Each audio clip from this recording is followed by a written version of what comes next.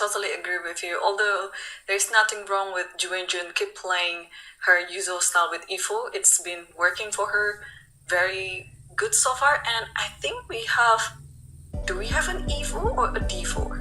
It is an e4. Okay, e4. And now comes the question, still c5.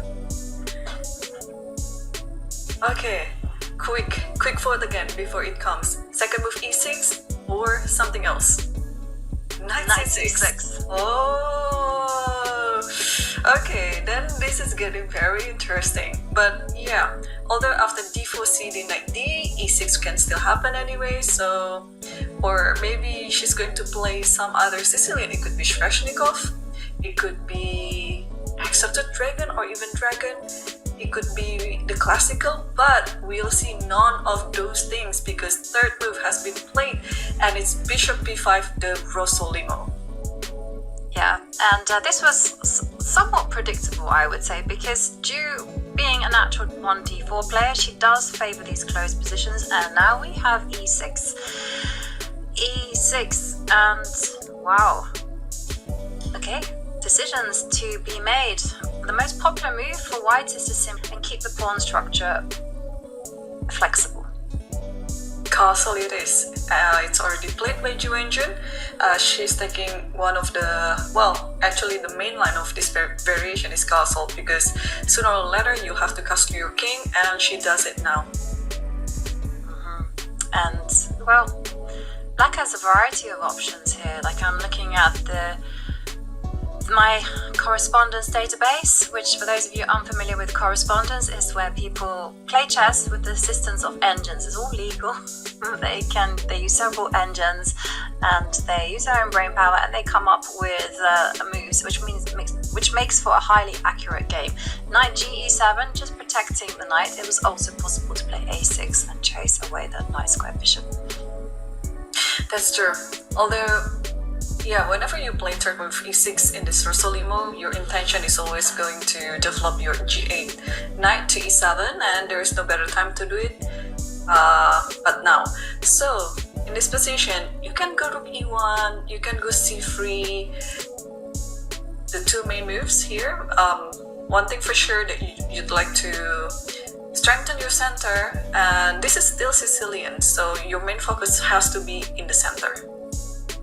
Yeah, absolutely. And in Ju's style, I think it is very natural for her to go rook e1, c3, d4, take control of the center, try to create that very stable position. And what are we getting? I think she played d4 immediately. Yeah, she did. It's possible. So, although this is not technically the main line out of the two moves that I mentioned before, rook e1 and c3, but d4 is still, you know, in the spirit of Sicilian too. So let's investigate this position a little bit. So pretty much you have to take the pawn.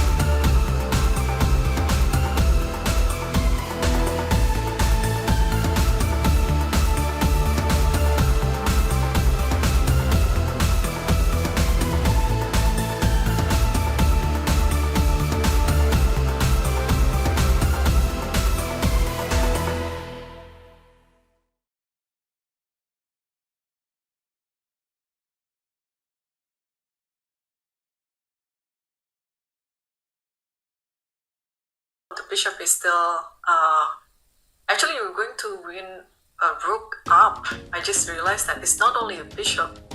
Might be, I mean, if you are going to sacrifice your rook, something like that.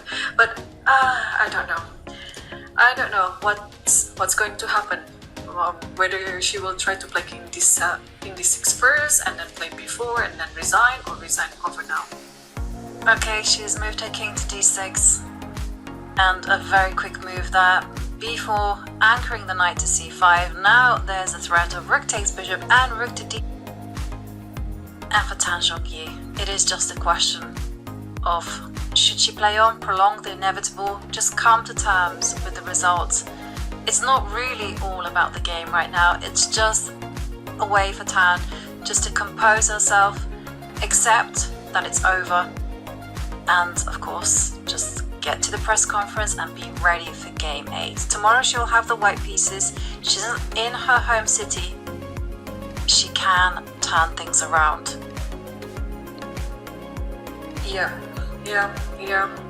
And this should be a very beautiful finish by Ju Wenjun. Right now, there we see a sigh from Tan Zhongyi. Yeah, I think she has come to terms that maybe I have to call it a night now and come back strong for tomorrow. Yeah, but it's heartbreaking because the game itself was very promising for black, but yes, there you go. There we see Ju Wenjun with some excellent endgame technique. She extends her lead. She now leads 5 points to 2. And what a game it was. It had the thriller part, in the middle, where there